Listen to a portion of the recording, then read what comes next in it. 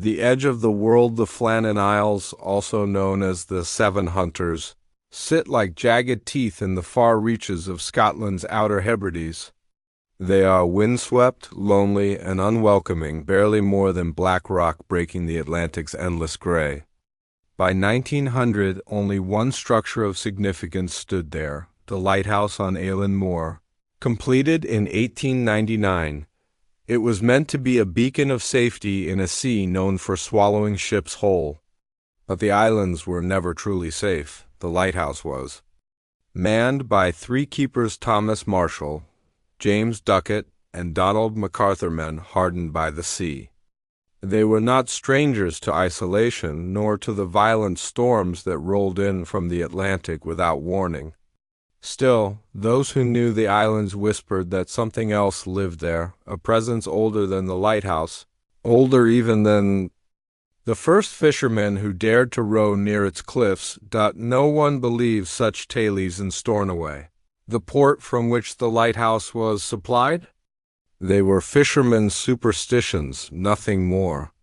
But to the keepers, alone on the rock with nothing but the wind and the waves for company, those stories sometimes returned in the small hours when the fog muffled the world and strange shapes moved just beyond the LAMPL in mid-December 1900. The relief crew aboard the Hesperus prepared to make their routine visit to the island. The keepers were due fresh supplies, letters from home, and most importantly, relief from their 3-week rotation. But the Hesperus never made it on time. Storms unlike anything seen in years battered the coast for days, forcing the ship to wait in Stornoway Harbor.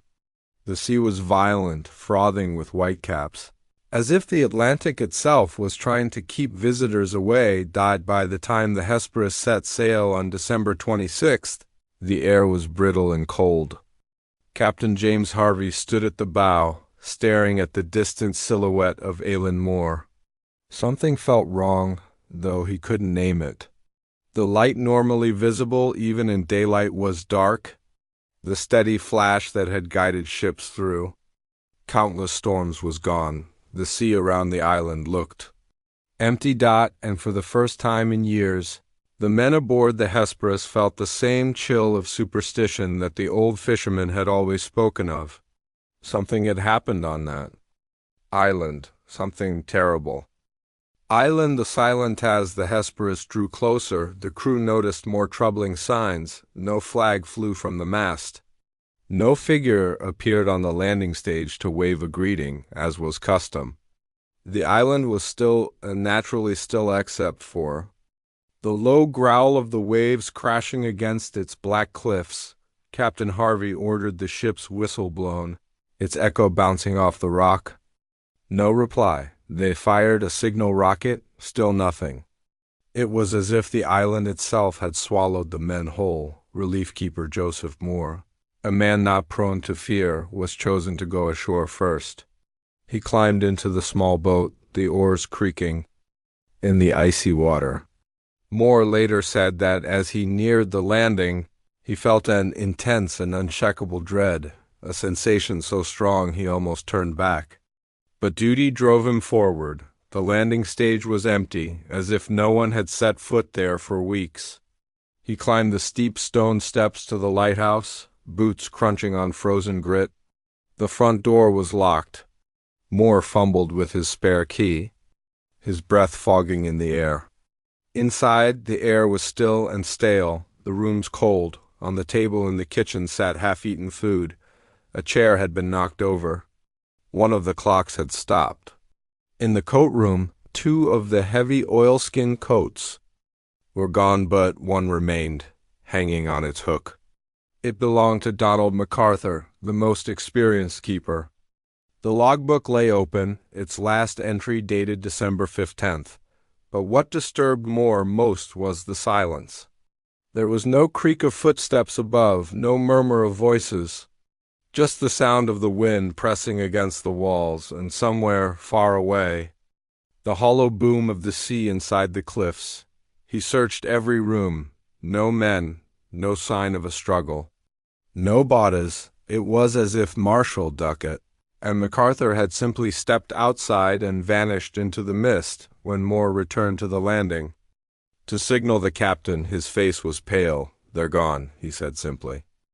The men of the Flannan Isles Lighthouse was manned by 3 keepers, Thomas Marshall, James Ducat, and Donald MacArthur. In photographs, they appear as any ordinary working men of the time, weathered faces, heavy wool coats, caps pulled low over their brows. But those who knew them spoke of their quiet pride and sense of duty.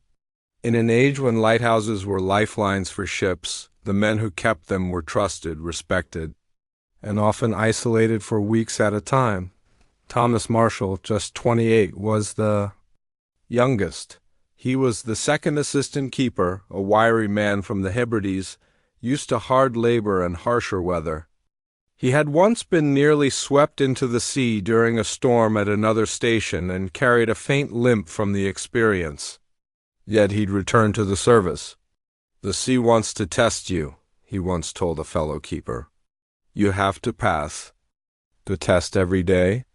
His handwriting in the logbook was neat, almost delicate, betraying a quiet intellect. James Ducat, the principal keeper, was 43, a man of routine and discipline. He kept his oilskins patched and his boots polished even in the loneliest postings.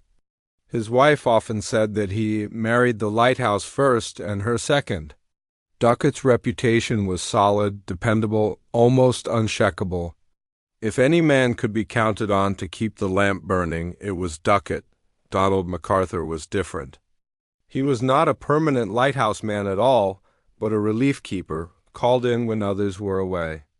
A big, broad-shouldered man in his early 40s, MacArthur had a reputation for being loud, quick-tempered, and fond of a drink. Some said he was a fighter in more ways than one, fiercely loyal to friends, but quick to defend himself if insulted. He had never served at such a remote post before, and some wondered how he'd take to the isolation. The 3 men were different in temperament, but their lives were bound together by the rotation schedule of the Northern Lighthouse Board. Each day brought the same duties: trimming the wicks, refilling the oil, checking the machinery, recording the weather. But the lighthouse had its own rhythm, a relentless, lonely heartbeat, and the men had to adjust themselves to it. It is said that before leaving for the Flannan Isles, one of the men, no one remembers who, was overheard saying, "It'll be fine as long as the light stays on." Those words, years later, would take on an eerie weight. The last sight of the light extended for the passing ships. The Flannan Isles lighthouse was a distant, dependable star. On the night of December 15, 1900, the steamer Arctur recorded the light burning strong as it passed in the darkness. This would be the last confirmed sighting of the beacon alive. The following night, December 16th, another vessel passed the Isles.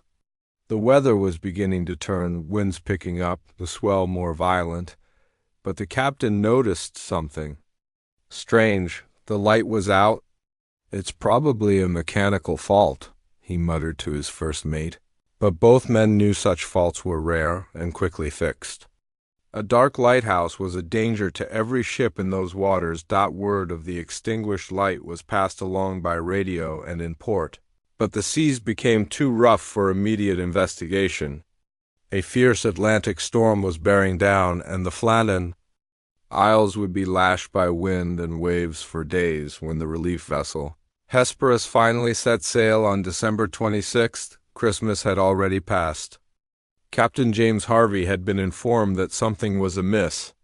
His orders from the Northern Lighthouse Board were clear: reach the Flannan Isles as quickly as possible, replace the crew if needed, and determine the cause of the outage. The Hesperus steamed through heavy seas, its bow crashing into walls of gray water.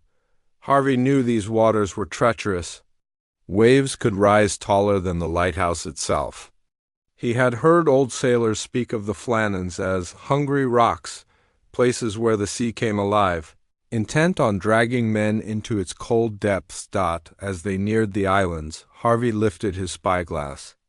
The white tower of the lighthouse appeared, On the cliff edge, standing proud against the sky, but the lantern room was dark. Even in daylight, its absence of life was unsettling. No one waved from the rail, no figures moved near the landing. Just stone, silence, and the pounding sea. The arrival of the Hesperus anchored off the island's landing point, a set of steep stone steps cut into the cliff. Normally, a keeper would be waiting at the bottom to take the ropes and help secure the vessel's dinghy. But this time, the steps were deserted. The ropes for the mooring buoy were gone, and the landing area looked battered. As if by a storm, Captain Harvey ordered his second mate, Joseph Moore, to go ashore first. Moore was a seasoned lighthouse man himself, but he later admitted that a chill went through him as he climbed the wet, slippery steps. The wind howled around the cliffs, and the gulls wheeled overhead with harsh, mocking cries. When Moore reached the top, he glanced toward the lighthouse door. It was shut tight. The small courtyard was empty. He knocked. No answer. He knocked again, harder. Still nothing. A growing unease pushed him to fetch the spare key from the emergency box. Inside, the air was cold and still. The kitchen was neat, but the clock on the wall had stopped. On the table were plates, knives, and forks, but no food.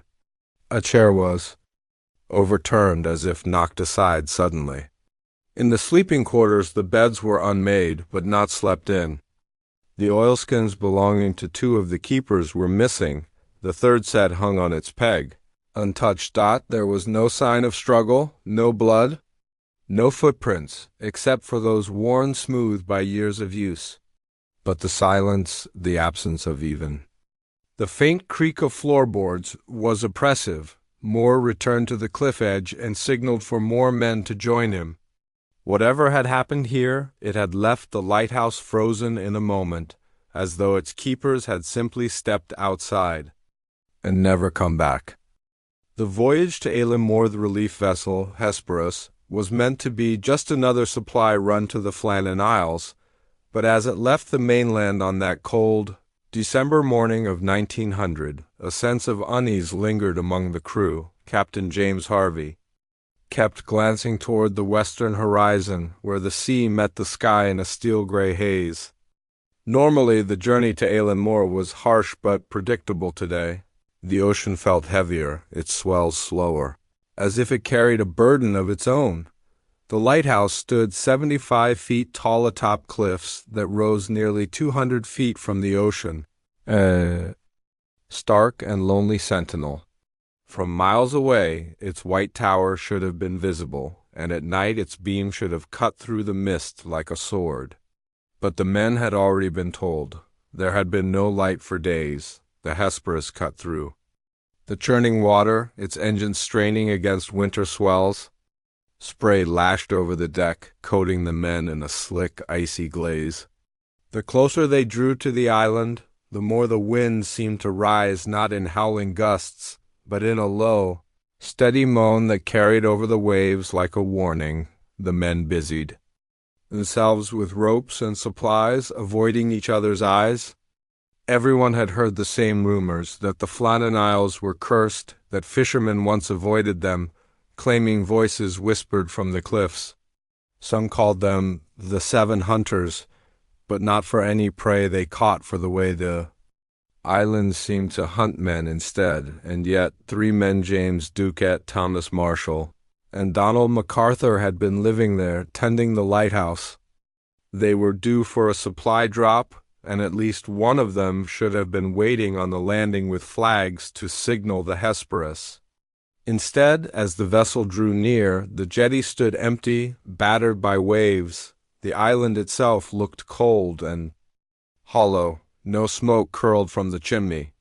No figures moved along the cliff path. And above it all, the lighthouse stood like a blind eye, staring into the storm. Captain Harvey clenched the rail, his knuckles pale. "Something's wrong," he muttered, though no one needed him to say it. They all felt it. The silent tower when the Hesperus anchored off the landing. The silence was immediate. No gulls cried overhead. No clatter of boots on stone. Only the dull slap of waves against the hull. Joseph Moore, the relief keeper, was the first to volunteer to go ashore. He'd worked with Ducat and Marshall before, hard men, dependable, and he knew MacArthur by reputation, a strong-willed seaman with a temper but a good heart. Moore had been looking forward to swapping stories by the fire that night. The moment his boots hit the slick stone of the landing, Moore felt a chill that had nothing to do with the wind. The iron railings were rust-streaked and wet, the path up the steep, winding stairs treacherous with spray. He climbed slowly, expecting at any moment to hear the shout of one of the keepers greeting him, but there was nothing. The entrance gate at the top of the stairs stood closed but unlocked. Beyond it, the path curved toward the lighthouse, skirting the edge of the cliff. The grass was stiff with frost, and in some places it looked flat and trampled, though whether by boots or the pounding wind, he couldn't tell. As Moore approached the lighthouse, he saw the door was shut tight. He knocked, no answer. He called out the men's names, his voice echoing strangely in the damp air. Still nothing. He tried the handle. The door swung inward with a groan. Inside, the air was stale, cold. The kitchen was neat, too neat. Plates, soot stacked, cutlery laid out. The half-eaten meal had been abandoned, its bread hard, its meat shriveled with age. A chair had toppled over near the table, lying on its side as if kicked. On the hooks by the door, 2 sets of oilskin coats hung, untouched. The third was missing. In the sleeping quarters, beds were made with military precision, except for one. The blankets thrown aside as if someone had risen in a hurry. There was no sign of the men. No note, no struggle. Only the steady hum of the wind against the tower. Walls. And then Moore noticed it. The lighthouse lamp was dark, its machinery still. Someone had stopped tending it days ago. Signs in the logbook. Moore returned to the Hesperus pale and shaken, telling Captain Harvey what he'd found. Harvey ordered him back to conduct a thorough search. This time, Moore carried the lighthouse logbook under his arm. Inside its pages, the neat handwriting of Thomas Marshall documented routine maintenance until the last entries, which became increasingly strange. December 12th, severe gale, wind NN, sea lashed to fury. Ducat irritable, MacArthur quiet. December 13th, storm continues. Men prayed in chapel, never seen such seas. Great damage to West Landing. Moore frowned. He knew MacArthur well enough to know he wasn't the praying type, not unless something had truly terrified him. The final entry chilled him. December 15th, storm ended. Sea calm, God is over all. After that, nothing, no signature. No indication that the lamp had been tended that night, but the weather records on the mainland showed something stranger still. There had been no storms recorded in the region between December 12th and 15th. Whatever had shaken the men so badly, it hadn't been a storm anyone else had seen. The search of the island. Moore and 2 seamen from the Hesperus scoured the island.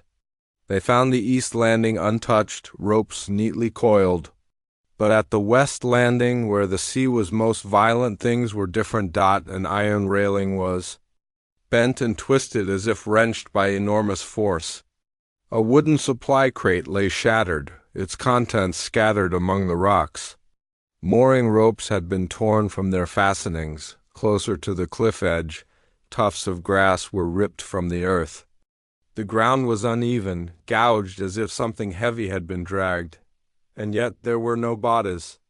No blood, no footprints that hadn't already been half erased by wind and spray. It was as though the 3 men had simply stepped out of existence. One of the seamen crossed himself. It's the island, he muttered. Takes what it wants. Whispers and theories. By nightfall, the Hesperus had to leave. Moore remained behind with 2 others to tend the light. As darkness fell, the tower came alive with strange noises, the creak of iron, the sigh of the wind through cracks, and once more swore at the sound of boots on the stairs. He kept the lamp burning that night, but every time he glanced toward the west landing, he thought he saw movement at the cliff edge. Theories spread quickly back on the mainland. A rogue wave had swept the men away. One keeper had gone mad and killed the others before being taken. By the sea, they'd abandoned their posts entirely, fleeing some terror. But there was another theory whispered only in fishing villages, one that claimed the Flannan Isles were home to something older than the Lighthouse, something that had watched for centuries, waiting for those foolish enough to live alone on its cliffs. The search party's arrival on the gray dawn of December 26, 1900, the relief vessel Hesperus finally neared the Flannan Isles after enduring days of choppy seas and biting winter winds. Captain James Harvey stood at the bow, peering through the mist toward the familiar silhouette of the Flannan Lighthouse. The towering white beacon rose starkly against the dull sky, yet something was wrong. Its usual light was absent. No guiding beam pierced the gloom to warn sailors of the treacherous rocks below. The Hesperus approached cautiously, the crew tense with anticipation. Normally, the three keepers, James Ducat, Thomas Marshall, and Donald MacArthur, would be awaiting supplies and company on the landing stage, waving from the rocky jetty. But the quay was deserted, the ropes neatly coiled, with no signs of human activity. Not a single flag fluttered in the cold wind, no welcoming shouts echoed from the cliffs. Only a profound and unsettling silence. The absence was immediate and unsettling. The men aboard exchanged uneasy glances as the boat gently bumped the landing steps. The sea, while still cold and restless, showed no signs of the violent storms that could have delayed the keepers. The island itself, jagged and windswept, seemed almost lifeless, save for a few scattered seabirds that circled overhead with an eerie quietness. Captain Harvey ordered second mate Joseph Moore, himself an experienced lighthouse keeper, to lead the first landing party ashore. Moore descended into the small boat, bracing himself against the cold spray as it hit his face. The climb up the steep, slippery path to the lighthouse was arduous under normal circumstances, but today the cold air carried a strange weight, a sense of foreboding that pressed down on Moore's chest, calling out the keepers' names. Moore heard nothing but the distant crashing of waves below and the mournful cry of the wind. The landing stage showed no sign of recent foot traffic. The door to the lighthouse was closed and, upon trying, found locked from the inside. A disquieting fact, given that the keepers were expected to be present and awaiting them. Moore's heart pounded. How could three men simply vanish from a place designed to safeguard lives? The Hesperus crew anxiously awaited his return, the chill in the air deepening their unease. As the vessel bobbed on the dark Atlantic waters, the lighthouse stood silently, a beacon gone dark and a mystery looming, larger than the fog surrounding the rocky isles. Inside, the silent lighthouse forced to enter through a small window after failing to open the locked door. The search party stepped inside the Flannan Isles lighthouse, their footsteps echoing ominously in the empty stone corridors. The air inside was heavy with dampness, thick with salt and the smell of old oil lamps. Untouched for days, the kitchen was the first room they examined. To their astonishment, the table was set for a meal plate stacked with crusts of bread and scraps of meat long dried and spoiled, knives and forks laid precisely as if waiting for someone to return. A chair lay overturned near the doorway, its legs jutting out like broken bones, as if knocked over in haste or during a struggle. In the sleeping quarters, two beds were in disarray, blankets rumpled and twisted, while the third was perfectly made, its cover tucked tightly as if untouched for some time. Near the door, two oilskin coats were missing from their hooks. but the third remained hanging, suggesting that two men had left suddenly, while one had perhaps stayed behind or was. Elsewhere, the most unsettling discovery was the lighthouse logbook left open on a desk beneath a dim window. The entries charted routine maintenance and weather conditions in a calm, steady hand until a sudden shift. The last pages spoke of worsening weather, frayed nerves, and cryptic references to fear and prayer. The final entry was abruptly cut off mid-sentence, as if the pen had been jerked away, leaving a chilling sense of unfinished business. Every room held the imprint of absence, a snapshot frozen in time. No blood, no signs of struggle, no messages left behind. It was as if the men had simply evaporated. Outside, the lighthouse towered over the cliffs, its Fresnel lens gleaming in the faint light but unlit. The beacon meant to guide sailors through. Deadly seas stood cold and dead. The silence was oppressive, broken only by the distant, relentless crashing of waves far below. As the rescue party regrouped, a creeping realization settled over them. This was not just a disappearance. It was a puzzle wrapped in the dark folds of the Atlantic night. The last entries in the logbook's last entries, provided a haunting glimpse into the lives and fears of the missing keepers in their final days.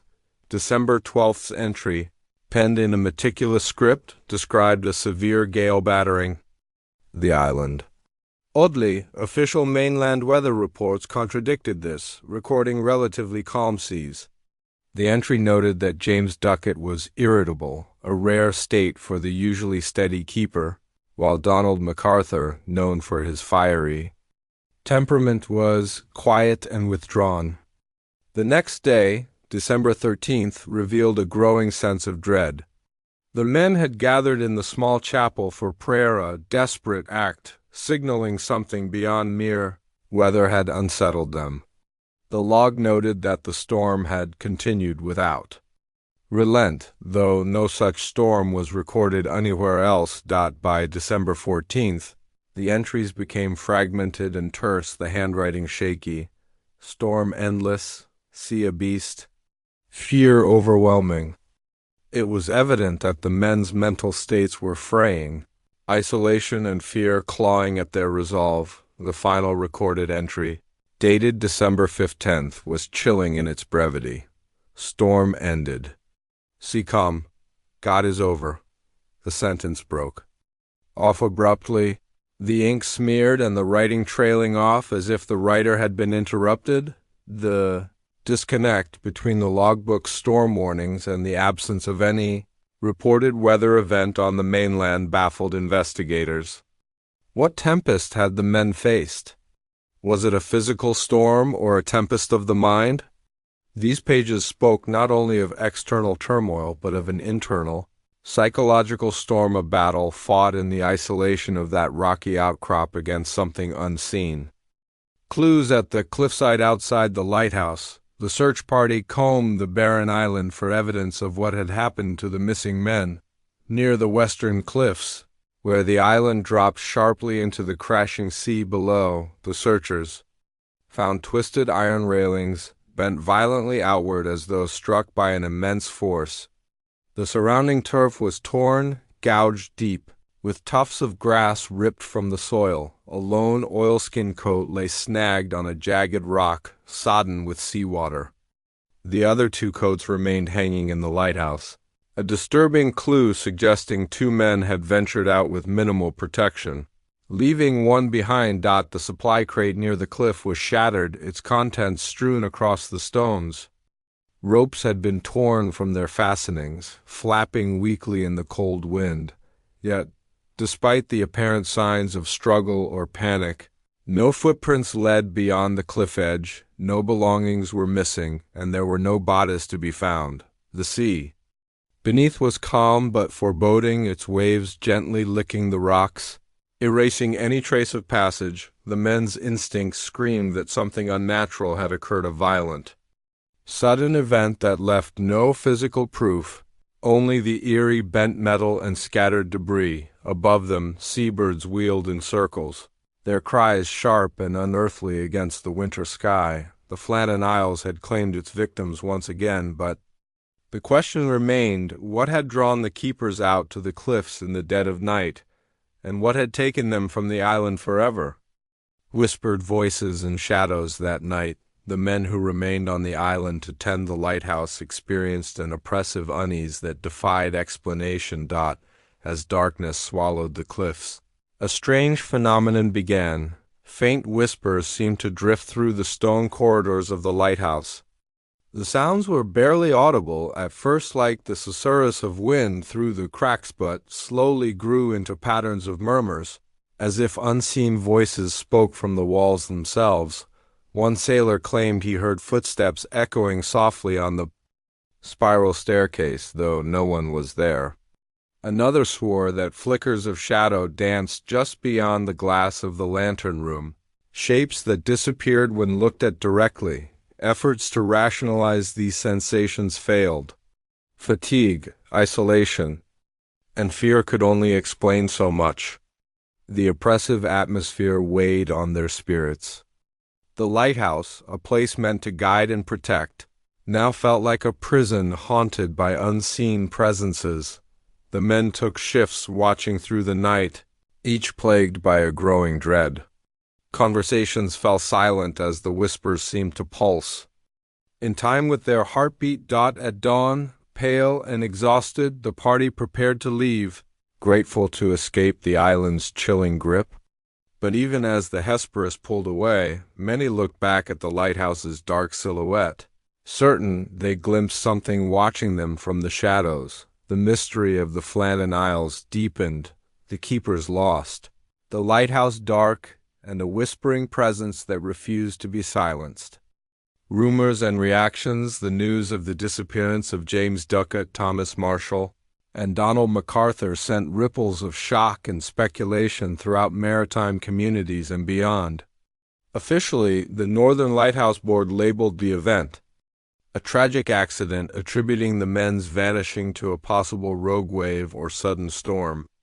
Yet the lack of any physical evidence, no bodies, no wreckage, no distress signals, left the matter open to rumor and darker interpretations. In the fishing villages along Scotland's rugged coast, whispers spoke of a curse haunting the Flannan Isles. Some old sailors told tales of ancient sea spirits, angry for trespassing on sacred rocks, who dragged the keepers into the depths as punishment.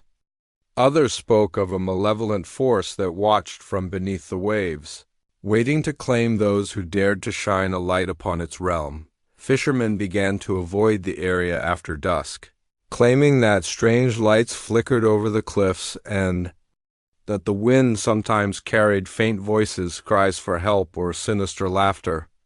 Stories spread of ghostly figures seen pacing the lighthouse ramparts during moonlit nights, figures matching the missing keepers' descriptions. When replacement keepers were posted, many found themselves overcome with unexplainable fear. One man quit after just a few days, reporting nightmares of shadowy hands reaching out from the water. Another refused to climb the spiral staircase, insisting that the lighthouse walls whispered secrets he was not meant to hear. The Flannan Isles became a place shunned by the superstitious and the sane alike. Its reputation as a haunted and cursed site only grew, fueled by tales that blurred the lines between maritime legend and dark reality. Despite official efforts to downplay the mystery, the event captured the public imagination. Writers, folklorists, and paranormal enthusiasts all debated what had truly transpired. Was it a natural disaster masked by secrecy, a tragic lapse in duty, or something far more sinister? The silence surrounding the keeper's fate became louder than any official report, echoing in the imaginations of those who dared to dwell on the island's shadowed cliffs. Theories take shape over the years. Numerous theories emerged attempting to explain the disappearance at Flannan Isles, each offering its own lens into the unknown. The most accepted explanation among officials was that a freak wave, a massive, unexpected surge had swept the men off the cliffs during a violent storm. The oddity remained that weather reports from that period did not support such a storm, and no bodies washed ashore even after weeks of searching. Others proposed the keepers succumbed to madness brought on by isolation and stress. The logbooks, cryptic entries speaking of fear and prayer, suggested a psychological unraveling, possibly leading to a fatal confrontation or voluntary disappearance. Some believe that a catastrophic accident like a landslide or structural failure occurred, and the men were lost to a crevice or under rubble, never to be found. On the fringes, supernatural explanations gained traction. Folklore about selkies, water spirits, or malevolent entities of the sea were woven into the story. One theory even suggested a time slip, where the men vanished into a different dimension, trapped between worlds. Maritime historians debated the reliability of the logbook and weather reports, raising questions about whether something had been covered up, perhaps to protect reputations or conceal negligence. Despite extensive investigations and media coverage, the truth remained elusive. Theories multiplied, but none could fully explain how three experienced men disappeared without trace from a well-maintained lighthouse. The mystery remains a compelling symbol of the ocean's unpredictable power and the fragile boundary between human knowledge and the unknown. The lighthouse's dark legacy. Of the Flannan Isles Lighthouse, once a proud sentinel standing against the Atlantic's fury, became synonymous with loss and mystery. Automated in the mid-20th century, the lighthouse no longer required a human presence. Yet the stories of hauntings and strange phenomena persisted. Seafarers passing near the island reported seeing flickering lights when the automated beacon was off, or hearing eerie cries carried on the wind. Some claimed the lighthouse's walls held a residual energy, echoes of the vanished keepers. Trapped between life and death, researchers investigating the island's history often spoke of an intangible atmosphere, a chill that settled over anyone who ventured near. The mystery of 1900 inspired books, documentaries, and paranormal investigations, keeping the story alive in the public consciousness. The Flannan Isles stand today as a monument to nature's mysteries, the perils of isolation, and the unknown forces lurking beyond the edge of human understanding. A haunting question more than a century later. The disappearance of the Flannan Isles keepers remains an open question, a haunting enigma with no closure. What truly happened on that dark December night? Did the men fall victim to natural disaster, psychological collapse, or something supernatural? Theories abound, but the lack of evidence frustrates final answers. The mystery challenges assumptions about human endurance, isolation's psychological toll, and the ocean's hidden dangers. It serves as a reminder that some places hold secrets not meant to be uncovered, and some nights carry shadows deeper than the darkest sea. For many, the story symbolizes the fragile link between man and nature, light and darkness, known and unknown. The night the lighthouse went dark, that cold December night, the Flannan Isles light, once a steadfast guide for sailors, went out. 3 men vanished without a trace, swallowed by silence, storm, or something darker. The lighthouse stands, still, its beams sweeping the night, but the shadow of that night lingers in eternal warning, whispered on the wind. The sea guards its secrets, and the lost keepers remain, ghosts of a night when the light died.